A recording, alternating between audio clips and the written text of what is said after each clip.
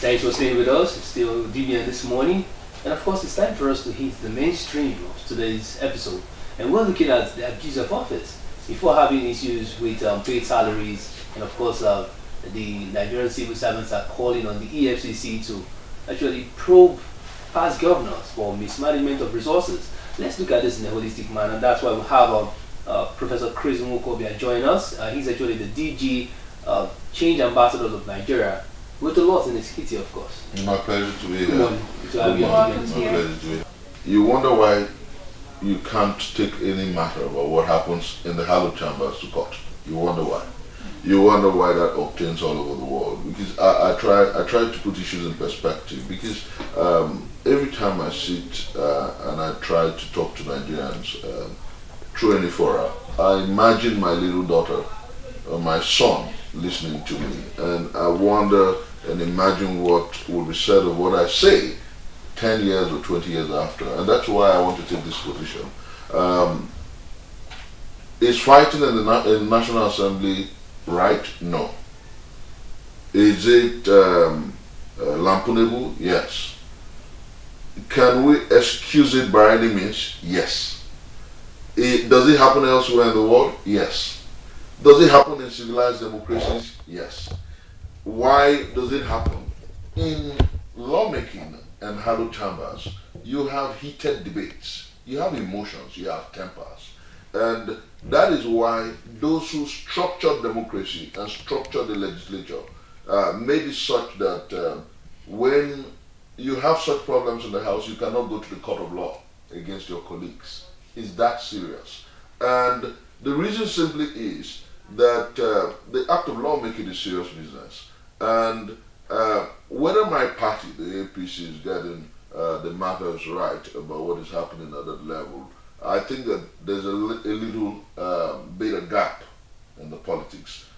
If you ask me why, I think that if my party sat up early to try to harmonize interests, a la the leadership of the National Assembly, things would have been a lot better.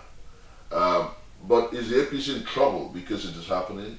I think it's all politics. And I think that what is happening at this point in our history is the fact that the change mantra that we preached before the election is beginning to get at every structure and strata of society. Nigerians are beginning to say it is no longer going to be business as usual, by any means.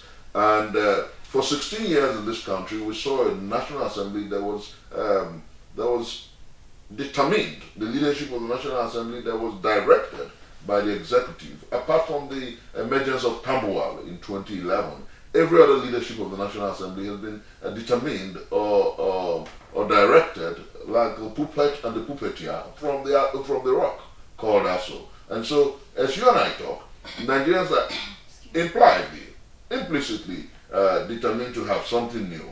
And that is the function of the change message that the APC is preaching.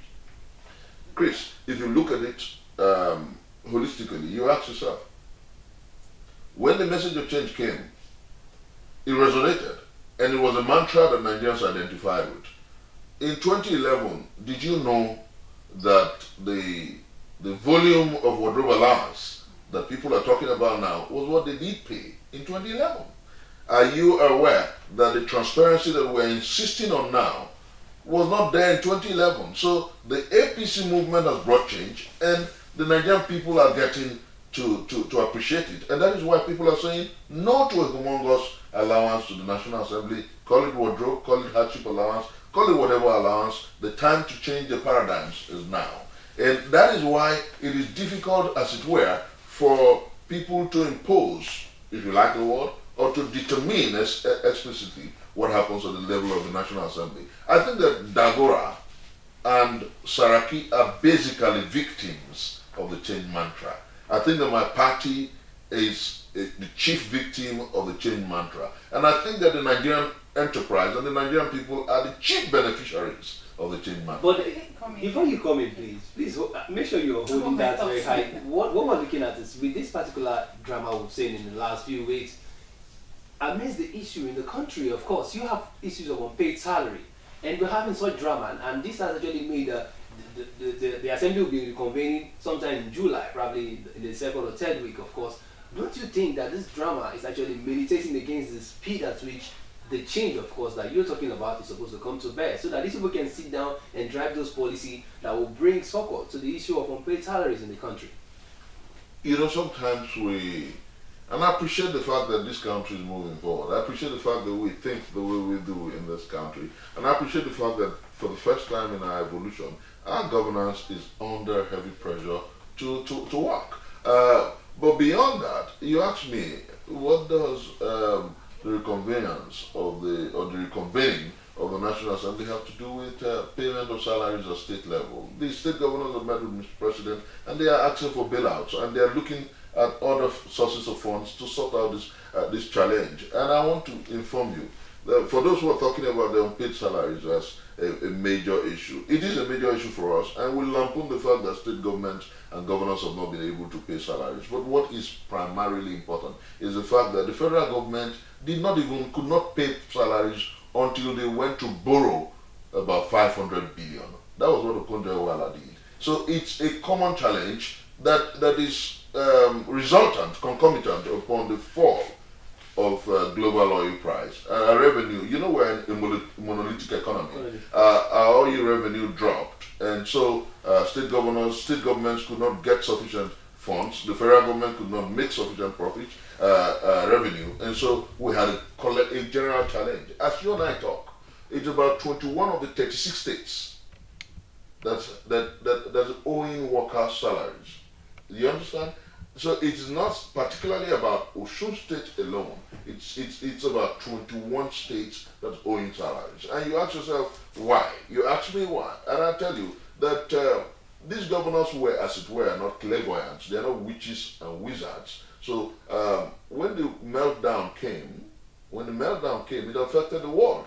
And rather than talk about impeaching governments or sacking governments, the world talked about bailouts. And they raised funds to sort out those problems. And so as you and I talk, what is primarily important is rather than ask for the heads of some of these governors, you ask the government, the state governments and the federal government to work at it.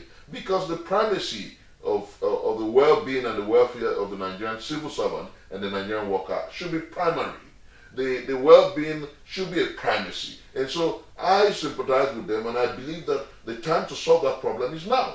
I believe that the federal government must work with the states to ensure that in no time these workers get their pay, because it is theocratic, if you like, and it is divine that a worker he who works should be paid. And so if you're denying them their emoluments because there's a global challenge or a national challenge, I think that it is lampoonable. But beyond that, Nigerians should learn to be broad-minded about some of these things. I've heard people saying that the Osun State governor should be impeached. And I ask, for what? Is his crime his ambition to develop the state? Is his crime his ambition he has the best youth empowerment program in this country. He has built more roads than most of the states. Most of the states that have humongous federal allocation to their coffers. He has done so well to help his people. Is his crime the fact that he could not see the effect of the meltdown and the slumping price? I think that what we must do, and that is trite and proper, is to ensure that the states collaborate with the federal government to ensure that these salaries are paid. Workers should be treated with primacy. They shouldn't be treated as a subject of politics. They should be treated as a subject of particular and passionate concern. And that is why I think that rather than talk about impeachments, what we should be talking about is how the federal government works with the states, bails out the states, and ensures that salaries are paid.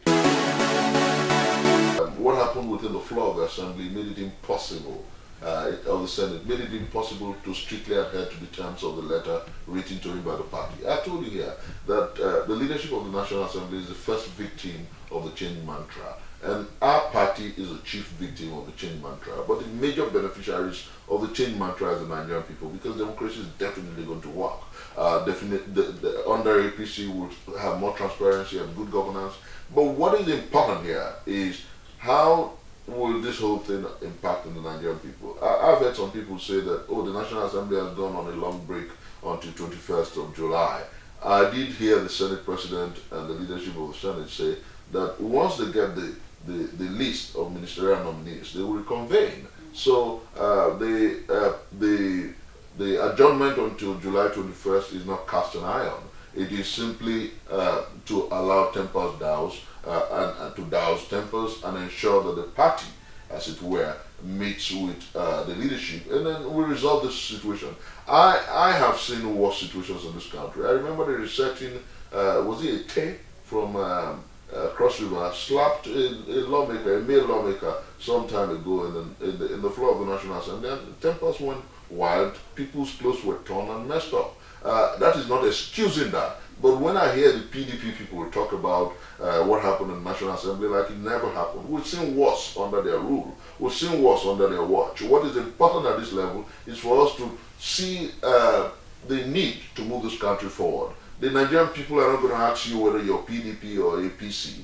The Nigerian people demand fundamentally the dividends of democracy, and that's where we must take the discourse, social discourse and political discourse to. How does democracy make lives better for the masses of our people? How does it, for us in the APC, how does the change mantra translate into better life for the masses of our people? I think these are the fundamentals. These are the issues that we must address at this point in our evolution.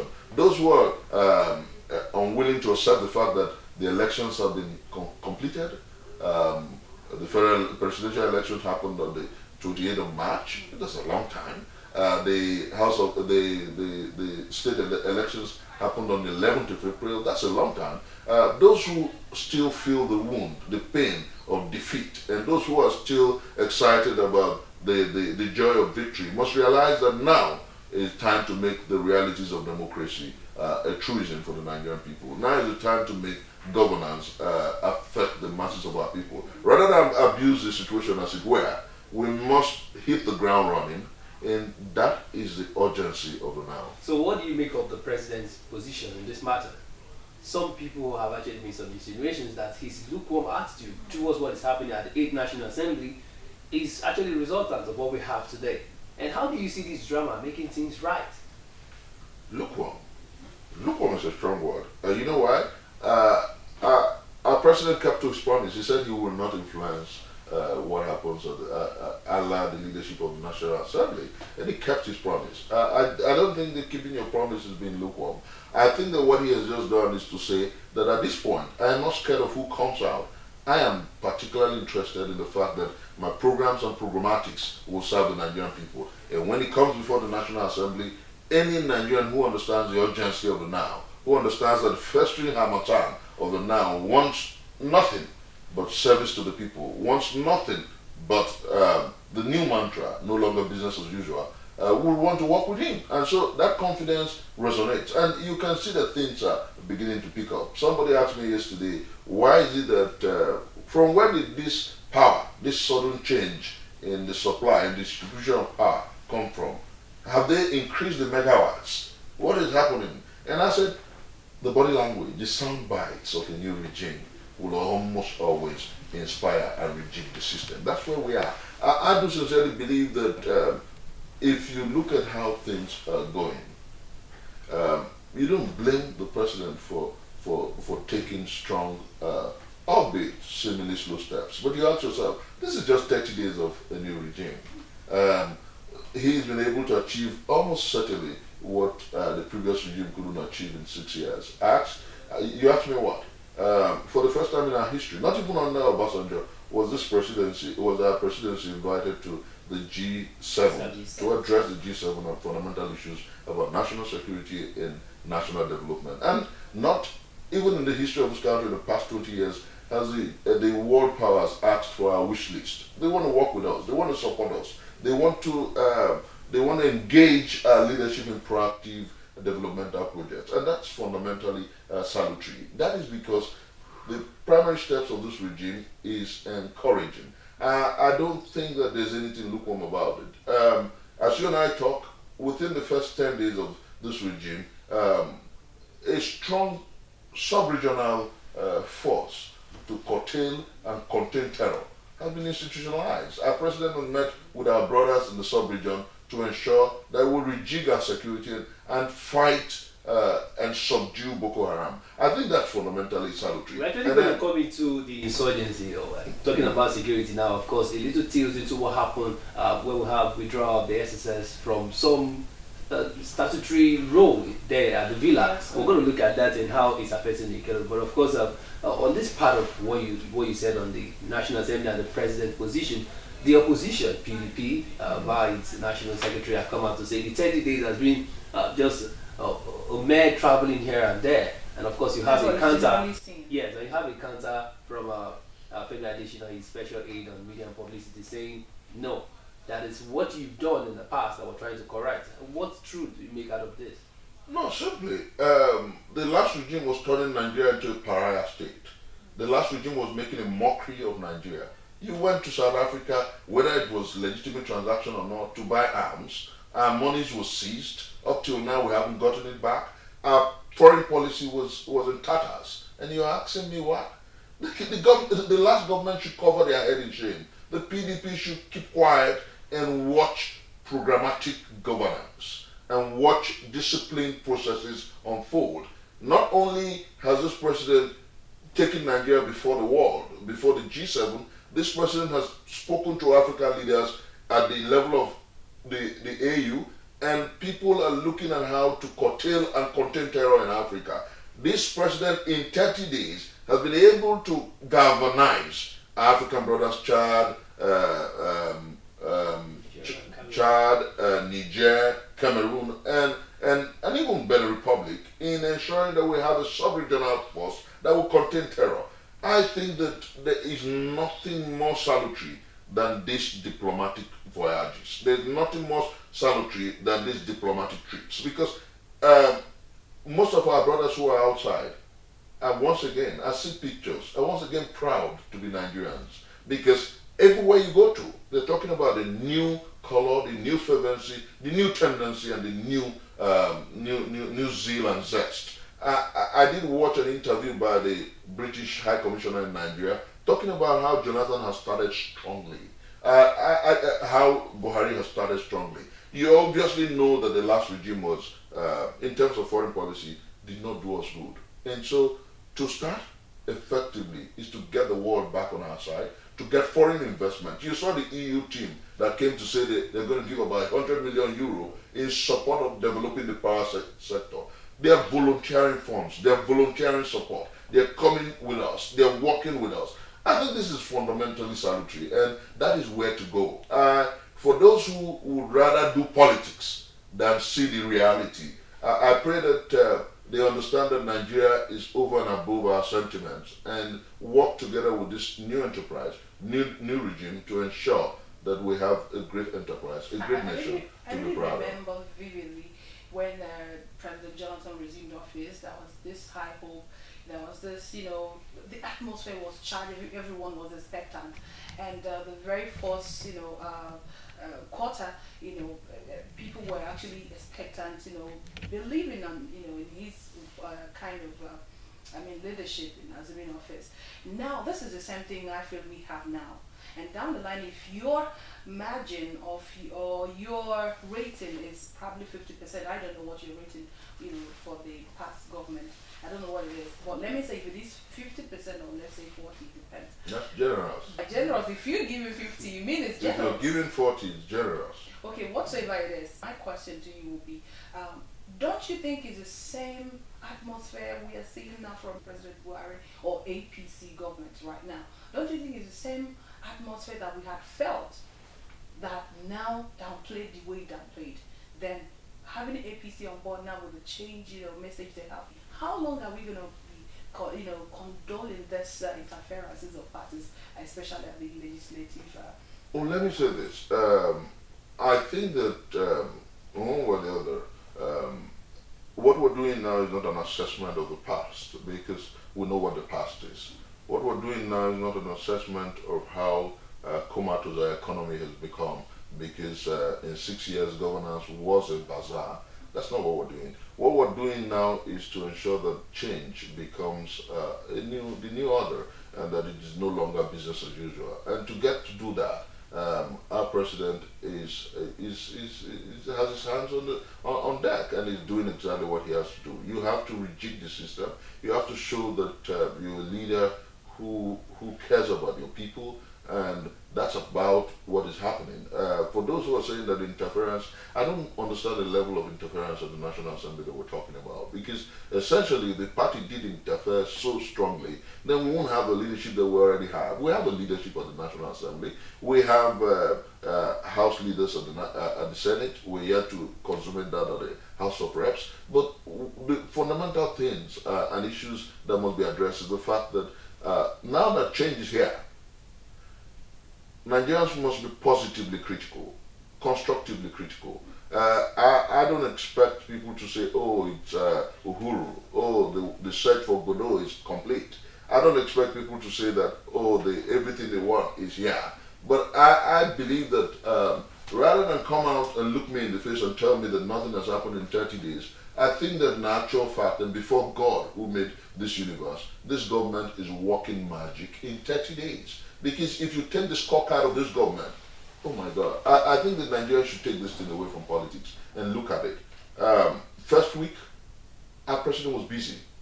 First week, the vice president was in Sudan, working with African leaders in celebrating Sudan. Our president was in Chad and Niger. Second week, the beginning of the second week, he was in Germany with the G8, talking about how to rejig our security system and build confidence so that international investors will come in here. And then since then, you've seen a consistent effort. We have the movement of the command center, which never happened in 6 years. Command center to the locus input, to the heart of the terrorist insurgency in the northeast. And that is building more confidence in our troops. And what you have at the level of insurgency at that space is the dead groans of a dying system. The system is dying, and so they are fighting with whatever is left because they know that sooner than later they'll be subdued and subjugated. That's exactly where we are. What are people expecting? That our president will go to the National Assembly and impose leaders on them? Because he did not impose leaders, people are saying he's lukewarm. Look at it. Okay. I think that the time has come for us to be factual, straight, and true before God, and refuse to pander to partisan interests and make mockery of logic. Okay.